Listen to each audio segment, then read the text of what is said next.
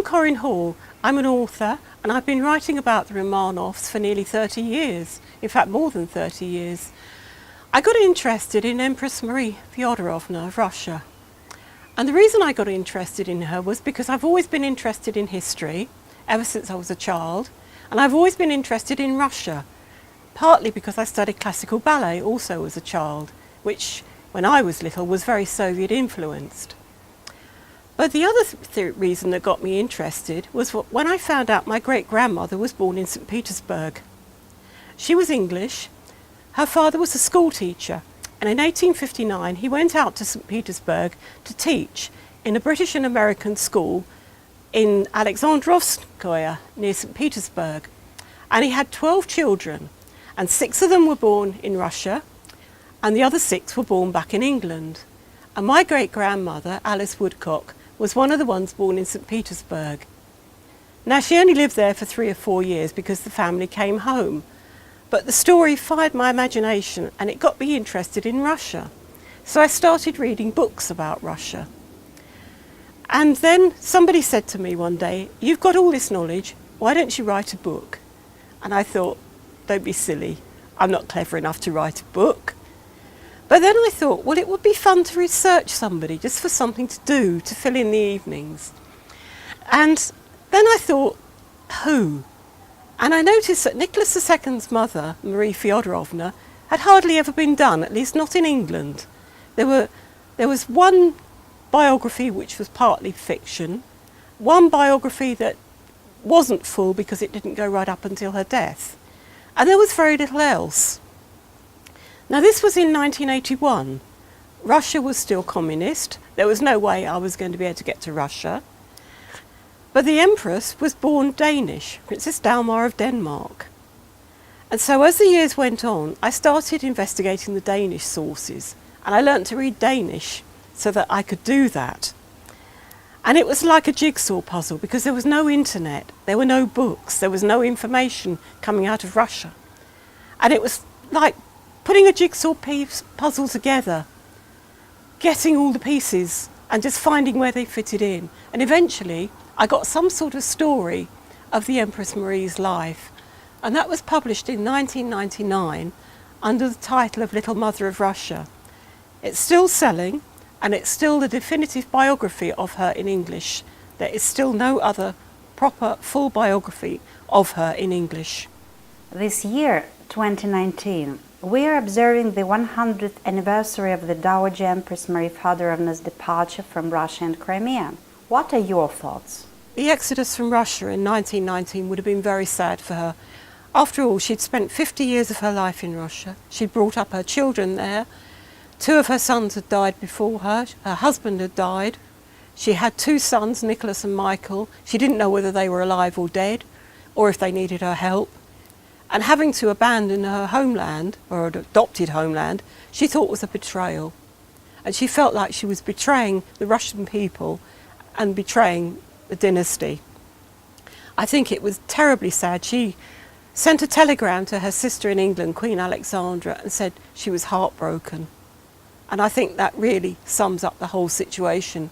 And when you see the pictures of her standing on the deck, actually sailing out from Yalta, watching the coastline until she couldn't see it any longer. In fact, I did that journey the opposite way. We actually came into Yalta by boat from the sea. So I saw it coming in, and I was standing there thinking, this is what she saw as she left. And I could see all the palaces along the shoreline. And I thought how heartbreaking it must have been for her to be able to see Livadia and all the palaces as she sailed out and know that that was it, that they had to leave and that they would be leaving forever. Because although a lot of them hoped they would be able to return and live their lives as before, we know it didn't happen. Terribly sad. Some of us have enjoyed your marvelous biography of the Empress Marie Fyodorovna, Little Mother of Russia, in English. I wonder why it hasn't yet been translated into Russian. I wish they would translate it into Russian, in fact. I think one of the reasons is because it's quite a thick book, which means it would be expensive to translate. In fact, I was hoping to get it translated into Danish, and I actually had a meeting with a publisher some years ago, and they actually said, well, the Danish market is so small, the people who could be interested in it would read it in English, and it's too expensive to translate. And I think that's the reason it's only available in English. And I wish people would translate it into other languages, because as I said, it's still the definitive biography of her. What came across to me when I was researching her, which I did 18 years of research on her before I wrote this book, 18 years. And I felt like I really knew her. But what really came across was that she was fun. She loved being the Empress. She loved all the things associated with being the Empress. She loved dancing. She loved parties. She loved the clothes, the jewels. She loved the social occasions. She would dance, and her husband, Alexander III, would have to turn off the lights and stop the orchestra and send the orchestra home before the ball would stop, because she would have carried on all night. She absolutely loved anything like that. And I think the Russians warmed to her because she was so much fun. She was an outgoing personality, but she was also very caring. She headed all the charitable institutions associated with the Empress, and she cared about the people as well. And I think it's those two things that somehow met in the middle, made her a whole person. And I think the Russians really warmed to this Danish princess who had suddenly come among them. An American ambassador's wife once wrote in her letters that the Empress Marie Feodorovna was the same for the Russian people as the sun to the earth. Do you agree? Yeah, but I think that's a reasonable comparison, that she was the same to the Russians as the sun is to the earth, because everything shone around her. Yeah, I think that's a fair description. The only ambassador's wife I can think of is Mary Waddington, who wrote a lot of letters home about, she was at the coronation of Marie Feodorovna and Alexander III. She wrote a lot of very interesting letters describing the coronation and the festivities. Maybe that's who you mean, but yes, I would think that's a very good comparison. What do you think about the union of Marie Feodorovna and Alexander III? As regards Alexander III and Marie Feodorovna, I think it was an arranged marriage, but somehow it worked, because neither wanted to marry the other. She had been in love with his elder brother Nicholas, who she called Nixa, who had died tragically of meningitis before they had been engaged for very long. Alexander III had wanted to renounce his rights and marry a maid of honour. So he wasn't in love with Princess Dalmar. The marriage was arranged because Alexander II didn't want to lose the Danish marriage. So really, the next son had to step up and marry the widowed bride-to-be. And somehow it worked, because somehow they fell in love. They found common ground, even if at first it was the mourning for this dead Nixa. Somehow that brought them together, and the marriage worked, despite the fact they were two completely different people. And she smoothed out the rough edges in Alexander. He wasn't educated to be emperor, he hadn't expected to be emperor, and she managed to smooth out all the rough edges of his character, and she made him what he was, I think. I really believe that she made him what he was. They say that behind every successful man is a woman, and I think in this case it was really true, and it was her.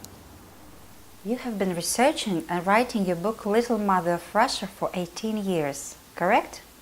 What inspired you? I read a book by Theo Aronson called A Family of Kings, which was about the family of King Christian IX of Denmark. And of course, Dalmar was one of the daughters. And it was just her fun personality, and the fact that nothing had been written about her before. It was his book that inspired me to start researching her. And the more I found out about her, the more I liked her. And I grew to like her so much that I felt that I knew her. And I've got so much information about her at home, it's not true. But I think it was really her fun personality at first that really drew me into her.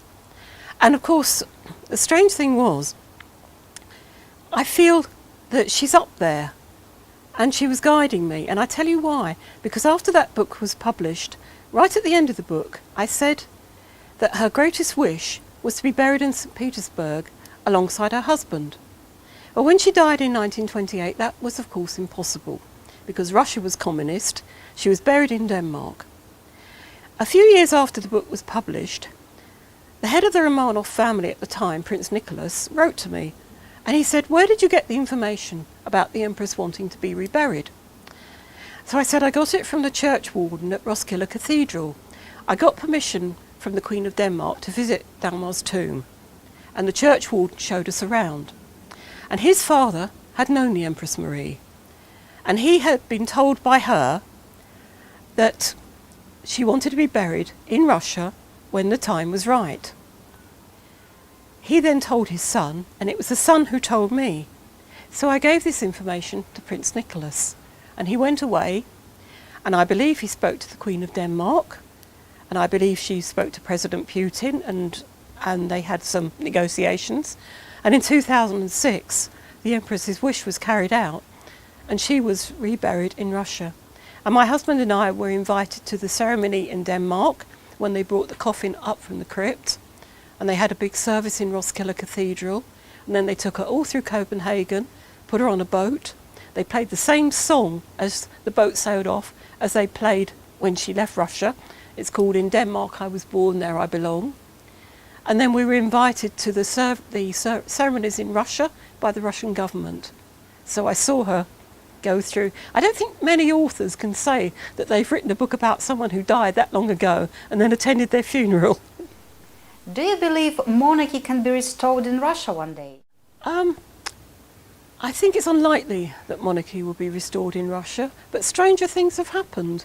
I mean, no one thought that the Spanish monarchy would be restored, but it was. And it's happened in other countries. I think it's unlikely, but I wouldn't say it's impossible at some future time. Based on the diaries, which were the happiest moments in the life of Alexander III and Marie Feodorovna? I think probably the happiest moment in their marriage was the births of their children, because they were both very family orientated. Alexander III comes over as a man who is very, very family orientated. And I think probably their happiest time was when they had the young children, before he came to the throne, before they had all the tensions of worry about terrorist movements, assassination attempts and things like that. I think their happiest time was the birth of their children and bringing up a young family. Recently, in Yalta, monuments of Alexander III were unveiled. We hope to see one day a monument to the Empress Marie Feodorovna as well in Russia and Crimea. Are there any monuments of her in England or Denmark? There are memorials in Denmark. There is one by the Danish church in Bredgade, which is a bust of her in Copenhagen. I'm sure there are other memorials. She's very big in Denmark. They call her Kejserinde Dagmar, Dagmar being the Danish name of her. And she is very big in Denmark. And they have a lot of big exhibitions they've had of her. So yes, she would have memorials in Denmark. I would like to see one in Russia though. I would like to see one in Crimea, for instance, along with Alexander III, because they had some happy times staying at Livadia in the Livadia Palace. So yes, I think it would be nice if they put a monument up there as well to her. We would like to invite you to Crimea. I have been there actually. We went to Yalta, I think it was 1999, we went down to Crimea, and we went to all the palaces except Aitador, which at that time wasn't possible. And of course afterwards I wrote the biography of her daughter Grand Duchess Xenia, and of course Aitador was her home, so I would like to have seen Aitador, and that is the one I haven't seen. But yes, I would like to go again, that would be lovely. You've written a series of biographies, Maria Feodorovna, Ksenia, and recently Olga, the Barefoot Romanov. Are they historically connected? After I did Marie Feodorovna, I was thinking, what shall I do next? And a friend emailed me and said that John van der Kiest, who is another famous British writer, was doing a book on Grand Duchess Xenia, and it would be a good idea if we cooperated and did it together, and we did. So we wrote the biography of Xenia, and in fact I was researching at the Orthodox Church just up the road here for her. And we did that, and it was just people who interested me at the time. And after doing Xenia, I did what I always wanted to do, which was Matilda Jasinska. She's always fascinated me because she was a dancer, and I studied ballet from an early age. I've got the medals, certificates, qualifications, everything. And this Russian ballerina who was the mistress of the Tsarevich has always fascinated me. So I did her biography. And then, of course, I did a book on the unpronounceable name of Empress Marie's holiday home in Denmark, which is something like Ville or something like that, unpronounceable to English readers.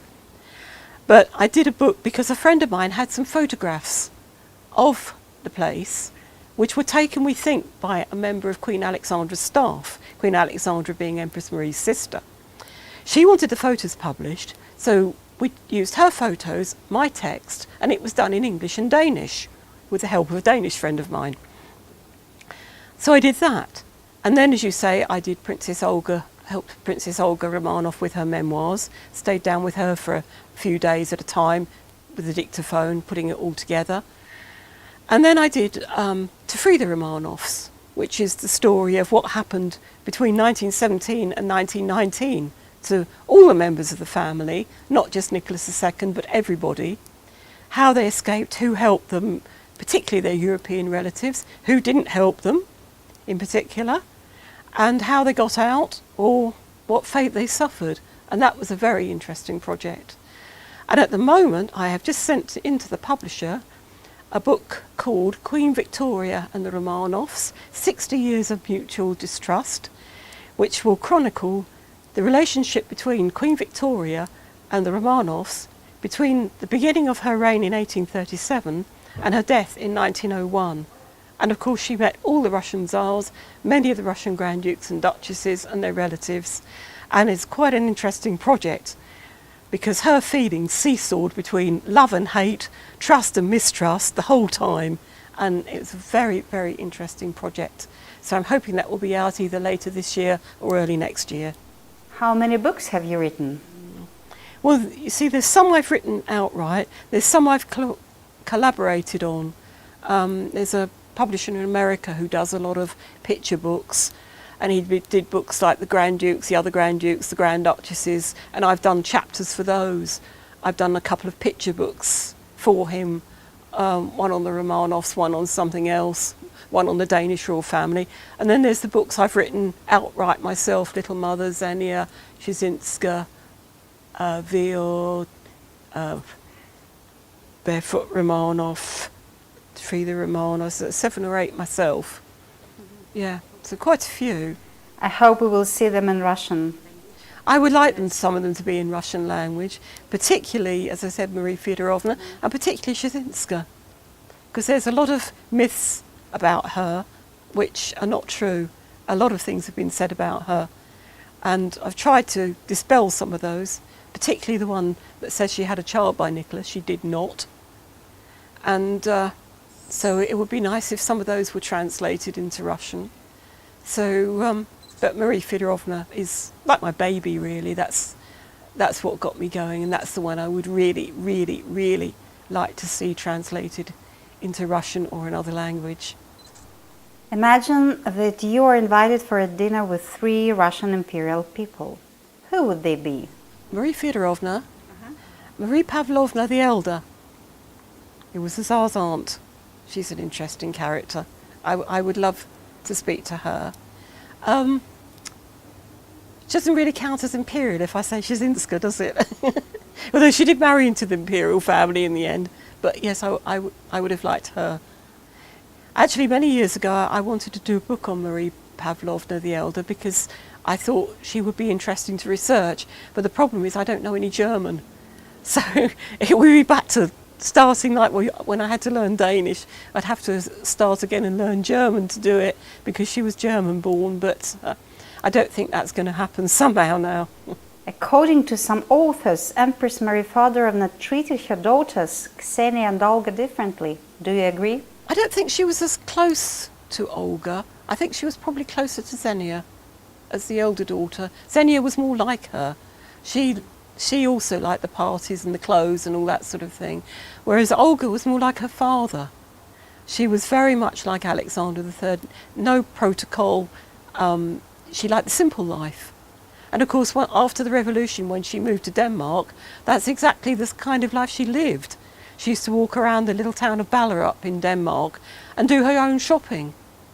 And everybody knew her, everybody spoke to her. And she was quite happy like that. She didn't want all the trappings and the lady in waiting and all that sort of thing. So I think their personalities were rather different.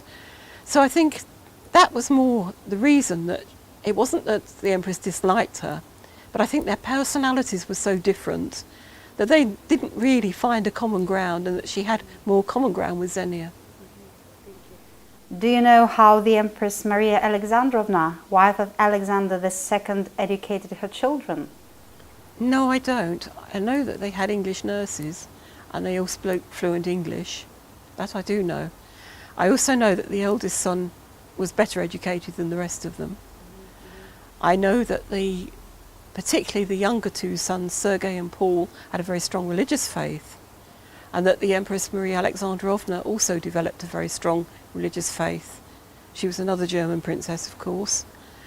I don't know much about how they educated the children. What is your opinion about the last Russian Emperor, Nicholas II? There's a lot of monuments suddenly gone up to Nicholas II. It's like the Russian people are suddenly rediscovering him.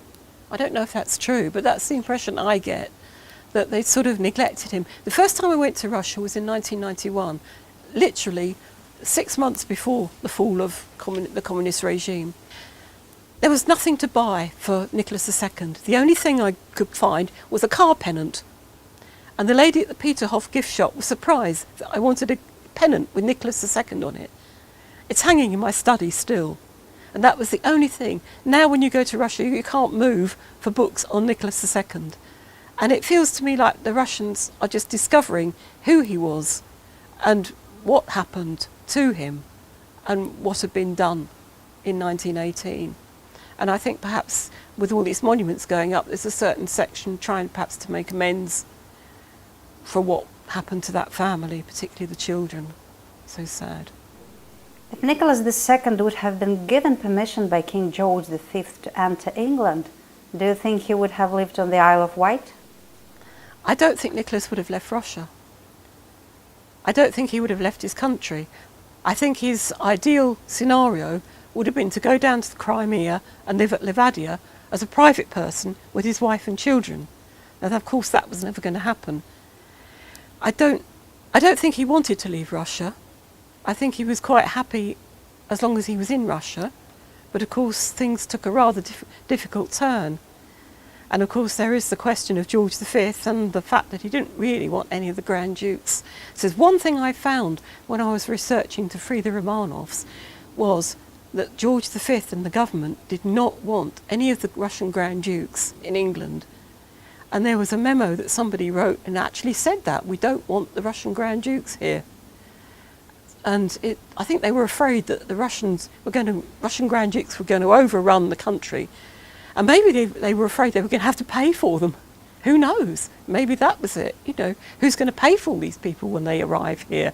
Because all the wealth of the Romanovs and the stories of the fabulous lifestyle they all led and everything. Perhaps the king was afraid he was going to have to foot the bill. Who knows? But I really don't think Nicholas wanted to leave Russia. When John van der Kiste and I were writing Once a Grand Duchess, we had a lot of help because at that time several of Grand Duchess Xenia's grandsons were still living, and they were a great help. There was Prince Alexander, who mainly lived abroad, but he used to come over to England, and when he came over he'd give me a call and we'd meet for tea, and he'd tell me his recollections of his grandmother. And when we were doing the photos for the book, I took them all up to a place in Sloane Square, sat down with him over a cup of tea, and he identified all the pictures for us. And there was another grandson, Michel, who I used to go and see in Paris. And my husband and I used to go over frequently and visit Michel. And he, oh, don't worry about the title. I'm just Michel. Don't call me Prince or anything like that. And he was lovely, and he'd take us out to lunch, and we'd sit there drinking wine all afternoon. And he'd tell me his recollections of the family and all this sort of thing. And then there was Prince Andrew, who's still alive in America. We had dinner with him one night in America, and he told me the stories of when they lived at Frogmore Cottage and just after the revolution, that sort of thing. So I had quite a lot of help. I knew quite a lot of the descendants. I've been in touch with several others by email over the years. I think a lot of them know of me, even if they don't actually know me. What are your thoughts about Empress Marie Feodorovna and her daughter-in-law Alexandra? A lot has been written about the relationship of Marie Feodorovna and her daughter-in-law Alexandra, and about this clash with them. And again, I think it's the same as the Empress and Olga. It was a clash of personalities, two completely different people who didn't get on because they couldn't see each other's point of view. I don't think the Empress set out to dislike her daughter-in-law. I don't think she set out to, as we would say, spike her guns by not handing over the crown jewels and all this sort of thing. But I think Alexandra comes over to me as a prude.